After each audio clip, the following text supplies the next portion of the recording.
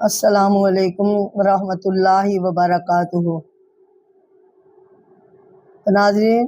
ہم اللہ تعالیٰ کا نام لے کر اپنا درس شروع کر رہے ہیں تاکہ اللہ تعالیٰ کی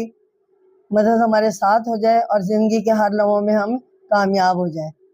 اعوذ باللہ من الشیطان الرجیم، میں اپنا مانگتی ہوں شیطان مردود سے۔ بسم اللہ الرحمن الرحیم، شروع کرتی ہوں اللہ تعالیٰ کے نام سے جو بڑا مہربان نہایت رحم کرنے والا ہے۔ ربی اشرح لی صدری ویسر لی امری واحلل عقدۃ من لسانی یفقہوا قولی واجعل وزیرا من اہلی۔ تو ناظرین، اب میں آپ کے سامنے قرآن پاک کی سورۃ بقرہ اور اس کی آیت نمبر 161 اور 162 دو آیات کا بیک ترجمہ و تفسیر بیان کروں گی۔ اب میرے ساتھ رہیے، سمجھیے۔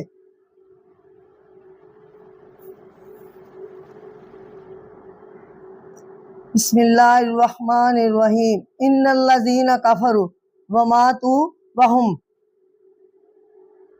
یعنی کفر کی موت،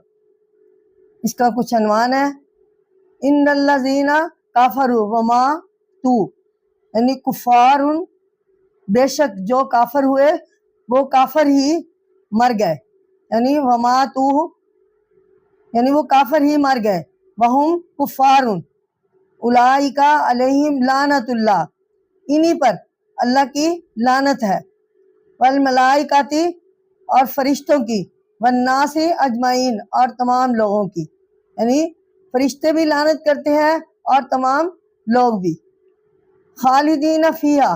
ان لوگوں کا ٹھکانہ دوزخ ہے اور وہ جنت میں ہمیشہ رہیں گے۔ ان لوگوں کا ٹھکانہ دوزخ ہے۔ خالدین فیہا یعنی ان لوگوں کا ٹھکانہ دوزخ ہے جو اللہ تعالیٰ کے منکر ہو کر مریں گے، ان پر لوگ بھی لعنت دیتے ہیں اور فرشتے بھی لعنت دیتے ہیں اور تمام لوگوں کی طرف سے ان پر لعنت ہے۔ خالدین فیہا، وہ دوزخ میں رہیں گے، لا یخفف عنہم العذاب، اور اس میں ہمیشہ رہیں گے، ان پر سے عذاب ہلکا نہ ہوگا، ولا هم ینظرون، اور وہ انہیں مہلت، اور نہ انہیں مہلت ملے گی۔ تو ناظرین، ان دو آیات کی تفسیر کچھ ایسے ہے۔ اس سے پہلی آیات میں اللہ تعالیٰ کا یہ حکم بیان کیا گیا تھا کہ جو لوگ زندگی میں اپنے گناہوں اور برے کاموں سے توبہ کر لے، ان پر نادم ہو، آئندہ برے کام نہ کرنے کا ارادہ کر لے اور نیک راہ اختیار کر لے تو ہم انہیں معاف فرمائیں گے، ان کی طرف شفقت و کرم سے متوجہ ہوں گے، ان کی توبہ قبول فرمائیں گے اور رحمت کے سائے تلے لے آئیں گے۔ اس ارشاد سے گنہگاروں اور بدکاروں کو گناہ چھوڑنے کی تلقین کی گئی تھی اور نیک بننے کی ترغیب دی گئی تھی۔ جو لوگ اس رعایت سے فائدہ اٹھائیں گے اور دراصل وہی عاقبت اندیش ہیں۔ تو ناظرین، اب اس آیت میں ان لوگوں کا ذکر کیا گیا ہے جو اس رعایت سے فائدہ نہیں اٹھاتے بلکہ ضد اور ہٹ درمی سے غلط راہ پر ڈٹے ہوتے ہیں، جنہوں نے کفر کی روش اختیار کی پھر زندگی بھر اسے چھوڑنے پر آمادہ نہ ہوئے، کبھی سیدھی اور ایمان کی راہ کی طرف نہ جھکے۔ انہوں نے کفر کی روش اختیار کی پھر زندگی بھر اسے چھوڑنے پر آمادہ نہ ہوئے، کبھی سیدھی راہ ایمان کی راہ کی طرف نہ جھکے، ہمیشہ بدکاری اور گنہگاری کی زندگی بسر کی، اسی حالت میں یعنی کفر کی حالت میں ہی مر گئے۔ ایسے لوگوں پر اللہ تعالیٰ اور اس کے فرشتے اور دنیا میں جہاں کے تمام لوگ لعنت بھیجتے ہیں، یعنی وہ اللہ کی رحمت اور فرشتوں کے برکت اور انسان کی شفقت سے انکار ہو جاتے ہیں، یعنی ان کے دور ہو جاتے ہیں۔ اس کے علاوہ ان کی سزا یہ ہوگی کہ وہ ہمیشہ کے لیے دوزخ میں رہیں گے، ان پر مسلسل اور لگاتار عذاب نازل ہوگا اور بچ نکلنے کی انہیں ہرگز مہلت نہ ملے گی۔ تو ناظرین، معافی اور سزا کے بارے میں اسلام کی تعلیم حد درجہ فطری اور متوازن ہے۔ ایک طرف تو اسلام نے توبہ کا طریقہ بتایا، جبکہ انسان کو گناہ کا احساس ہو جائے اور وہ اس کا اعتراف کر کے اپنی اصلاح کر لے تو اسے اللہ سے معافی مل جاتی ہے۔ دوسری طرف یہ اعلان کیا گیا ہے کہ گناہ اور سرکشی پر اصرار کرے، کفر و شرک سے باز نہ آئے، وہ لعنت میں گرفتار ہو کر اللہ کی رحمت سے محروم ہو جاتا ہے۔ تو ناظرین، اب اللہ ایک ہے، اس عنوان کے تحت میں آپ کے سامنے آیت نمبر 163 کا ترجمہ و تفسیر پیش کر رہی ہوں۔ وَإِلَٰهُكُمْ إِلَٰهٌ وَاحِدٌ، اور تم سب کا معبود ایک ہی معبود ہے، لا الہ الا اللہ، اس کے سوا کوئی معبود نہیں۔ هُوَ الرحمن الرحیم، بڑا مہربان ہے اور نہایت رحم کرنے والا ہے۔ تو ناظرین، اس آیات کی تفسیر کچھ ایسے ہے کہ اسلام کا سب سے اہم مسئلہ توحید کا ہے، اس کا ذکر قرآن میں بار بار آیا ہے۔ وہی انسان گناہ اور بدکاریاں اور خرابیاں کرتا ہے جس سے نہ تو اللہ تعالیٰ کی اعلیٰ اور برتر ہستی کے وجود کا یقین ہو اور نہ اس کی قوت و طاقت پر اور نہ حساب کے دن پر، یعنی قیامت کے دن پر۔ تو ناظرین، عقیدہ توحید ہی ایسا عقیدہ ہے جو ہمیں سیدھی راہ اختیار کرنے میں مدد دیتا ہے۔ اس عقیدے پر کاربند ہونے سے ہمیں ہر وقت اس کا فکر لگ جاتا ہے کہ کہیں اصل راہ سے بھٹک نہ جائیں، دوسروں کے ساتھ بد معاملگی سے پیش نہ آئیں۔ جس طرح اللہ تعالیٰ ہم پر مہربان ہے، اسی طرح ہم بھی اس کی مخلوق کے ساتھ مہربانی اور شفقت سے پیش آئیں۔ اس آیات سے دو باتیں خاص طور پر ہمارے سامنے آتی ہیں کہ ایک تو یہ کہ اطاعت اور فرما برداری اور عبادت کے لائق صرف اللہ تعالیٰ ہی کی ہستی ہے، اس کے سوا انسان کا سرکشی کے سامنے نہیں جھکتا، یعنی انسان کسی کے سامنے نہیں جھکتا اور نہ ہی جھکنا چاہیے۔ دوسرے یہ کہ اللہ تعالیٰ کی ذات بابرکت، سراپا لطف اور کرم ہے، وہ جبار اور قہار ضرور ہے، لیکن اس کی جماعت تمام چیزوں پر حاوی ہے۔ انسان کو یعنی اس کی رحمت تمام چیزوں پر حاوی ہے۔ انسان کو اس کی رحمت سے کبھی بھی مایوس اور نا امید نہیں ہونا چاہیے۔ مشکلات کیسی بھی ہی پڑے، بڑی ہو یا چھوٹی، مقابلہ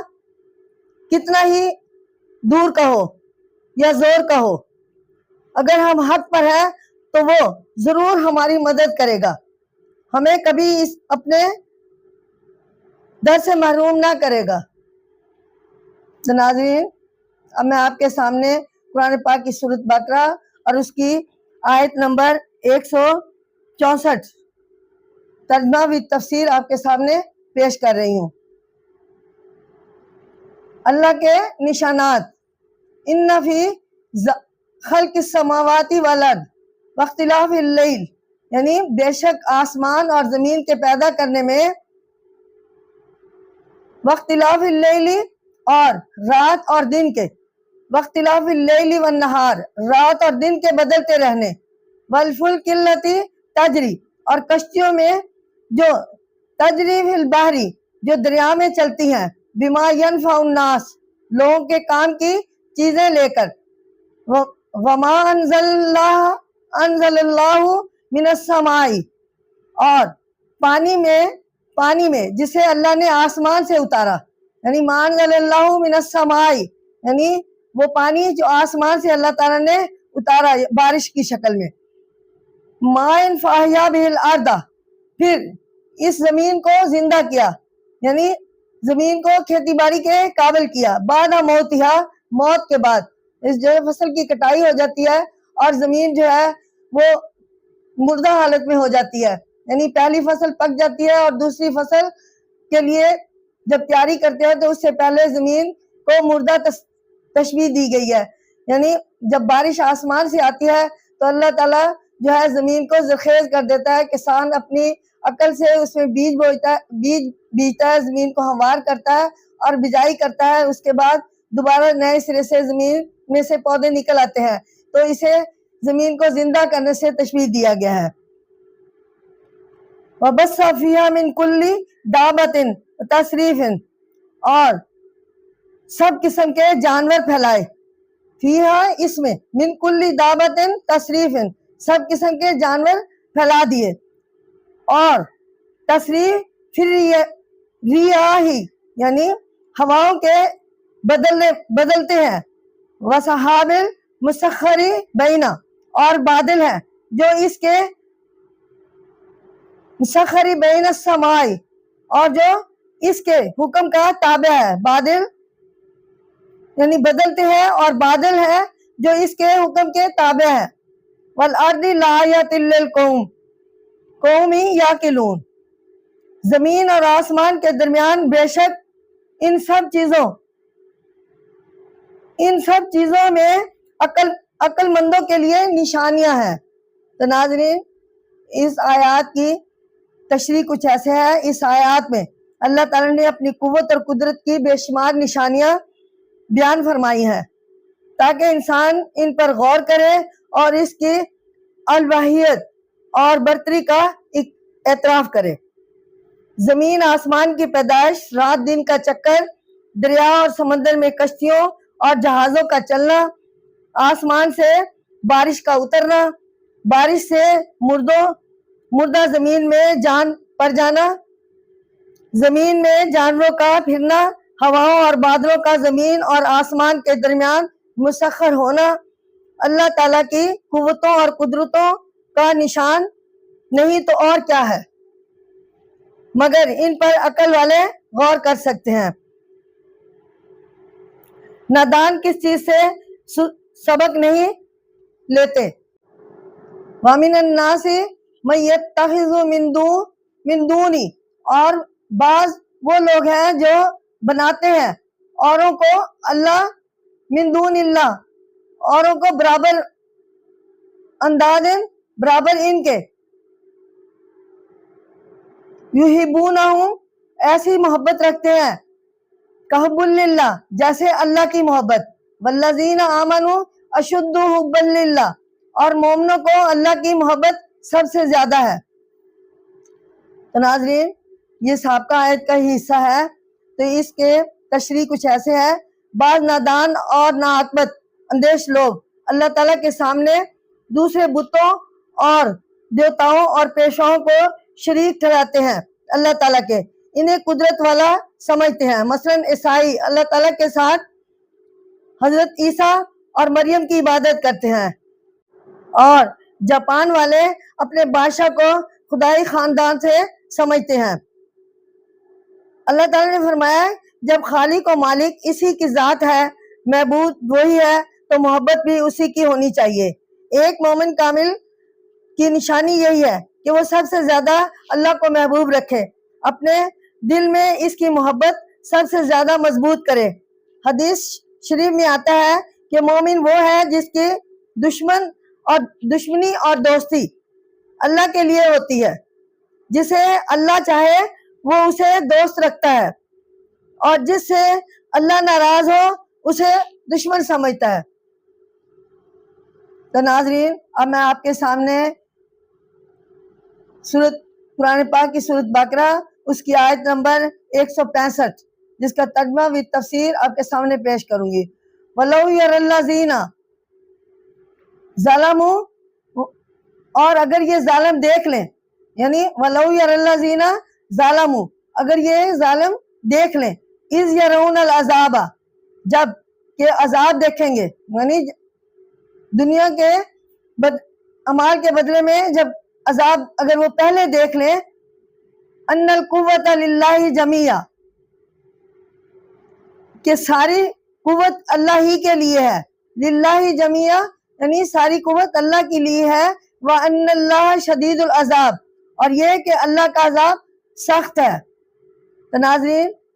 اس آیات کی تشریح کچھ ایسے ہے کہ اس آیات میں اللہ تعالیٰ نے فرمایا ہے کاش یہ منکرین حق اور اللہ کے ساتھ شریک ٹھہرانے والے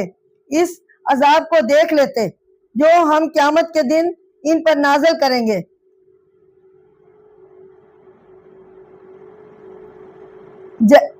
جسے دیکھ کر یہ فوراً کہہ اٹھیں گے کہ ہر قسم کی قوت اور طاقت،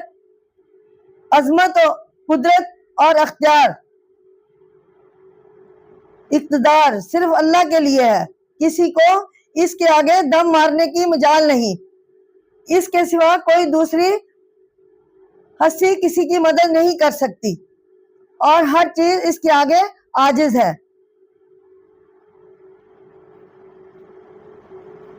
اس روز نہ کسی کا مال اسباب کچھ اس کے کام آئے گا، اور نہ عزیز و وقارب ساتھ دیں گے، ہر شخص اپنے محرم بھائی بہن، ماں باپ، بیوی بچوں یا دوستوں اور عزیزوں سے دور بھاگے گا تاکہ کہیں ان کا وبال اس کے اوپر نہ آ پڑے۔ اس روز مشرک لوگ اپنے ان باطل معبودوں اور جھوٹے شریکوں کو بھول جائیں گے اور اللہ الامان پکاریں گے۔ دنیاوی زندگی میں انسان پر طرح طرح کی مصیبتیں اور آزمائشیں نازل ہوتی ہیں، اسے اپنی عقل سے کام لے کر یہ سمجھنا چاہیے کہ یہ سب اللہ تعالیٰ کی طرف سے ہیں، اور ان سے سبق حاصل کر کے اللہ تعالیٰ کے آگے جھک جانا چاہیے۔ نبی پاک صلی اللہ علیہ وسلم سے روایت ہے کہ میں اس عاجزی اور نیاز مندی کو، توبہ، استغفار اور دعا کو عبادت کی جان بتلایا گیا ہے۔ فرمایا ہے الدعاء مال عبادتی، یعنی دعا عبادت کا مغز ہے۔ تو ناظرین، اب میں آپ کے سامنے مشرکوں کی بے بسی اس حوالے سے آیت نمبر 166 اور 167 بیک تک دو آیات کا ترجمہ اور تفسیر آپ کے سامنے پیش کروں گی، ملاحظہ فرمائے۔ اِذ تبرأ الذین اتبعوا من الذین، جب وہ جن کے پیروی کی گئی تھی ان سے بیزار ہو جائیں گے، من الذین اتبعوا ورأوا العذاب، جنہوں نے پیروی کی تھی اور وہ عذاب دیکھ لیں گے، وتقطعت بہم الاسباب، اور وہ ان سے سب اسباب کٹ جائیں گے۔ وقال الذین اتبعوا، اور پیروکار کہیں گے لو انا لنا کرۃ فنتبرأ منہم، کاش ایسا ہوتا کہ ہمیں دنیا کی طرف لوٹ کر جانا ہوتا، یعنی دنیا میں دوبارہ لوٹ جانا مل جاتا تو پھر ہم بھی کما تبرأوا منا، ان سے بیزار ہو جاتے، جیسے کذالک یریہم، جیسے یہ ہم سے بیزار ہو گئے ہیں، یریہم اللہ، اسی طرح اللہ اعمالہم حسرات علیہم، انہیں دکھلائے گا ان کے کام حسرت دلانے کے لیے، وما ہم بخارجین من النار، اور وہ آگ سے ہرگز نکلنے والے نہیں ہیں۔ تو ناظرین، ان آیات کی تفسیر کچھ ایسے ہے کہ ان آیات میں اللہ تعالیٰ نے قیامت کے ایک ہولناک منظر کا بیان فرمایا ہے۔ کاش غلط کار مشرک آج اس پر غور کر کے عبرت پکڑ لیں اور بے راہ روی سے باز آ جائیں۔ اس دن جھوٹے مرشد جنہوں نے دنیا میں نادان عوام کو اپنے پیچھے لگا رکھا تھا، ان لوگوں کو چھوڑ دیں گے جنہوں نے دنیا میں ان کی پیروی کی تھی، اور ان کے پیچھے لگ کر راہ چھوڑ بیٹھے تھے۔ یہ گھڑی ان نادان پیروکار مریدوں کے لیے بڑی بھیانک ہوگی کہ ان کے مرشد جواب دے چکے ہوں گے، اسباب کٹ گئے ہوں گے اور عذاب سامنے نظر آ رہا ہوگا۔ نادان مرید کہیں گے کاش دنیا میں ایک بار جانا نصیب ہو اور ہم ان مکار مرشدوں سے اسی طرح بیزاری اختیار کریں گے کہ مگر اب کچھ نہ ہو سکے گا۔ عمل ایک حسرت کا دفتر بن کر ان کے سامنے ہوں گے اور جہنم کی آگ سے پھٹکارنے کی کوئی صورت نہ ہوگی۔ الذین اتبعوا جن کی پیروی کی گئی، اتباع اس کا مصدر ہے جس کے معنی پیروی کرنا ہے، مراد مرشد ہے جن کی پیروی کی جاتی ہے۔ تو ناظرین، اب میں آپ کے سامنے قرآن پاک کی سورۃ بقرہ اس کی آیت نمبر 68 کا ترجمہ و تفسیر پیش کرتی ہوں۔ یا ایھا الناس کلوا مما فی الارض، اے لوگو زمین کی چیزوں میں سے کھاؤ، حلالا طیبا یعنی حلال پاکیزہ، ولا تتبعوا خطوات الشیطان اور پیروی نہ کرو شیطان کے قدموں کی، انہ لکم عدو مبین بے شک وہ تمہارا کھلا دشمن ہے۔ تو اس آیت میں ناظرین تفسیر کچھ ایسے بتائی گئی ہے کہ اللہ تعالیٰ نے تمام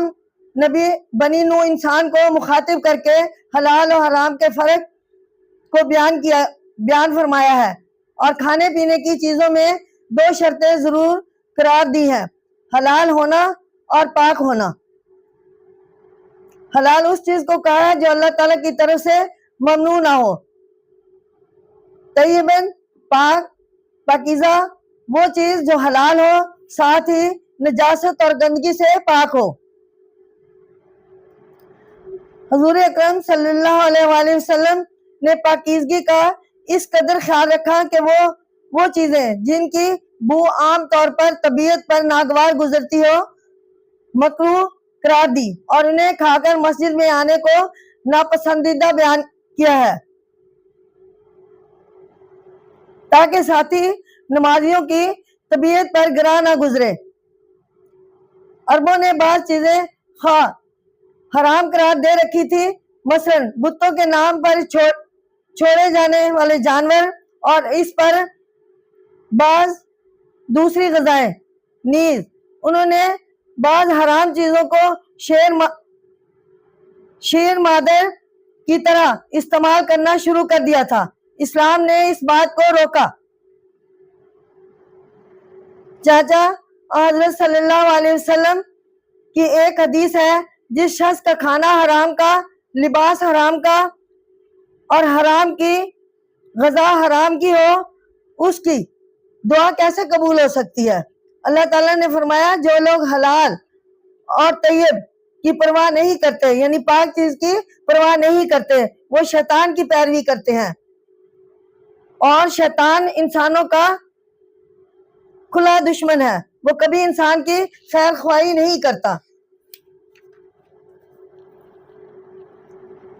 ناظرین، اب میں آپ کے سامنے قرآن پاک کی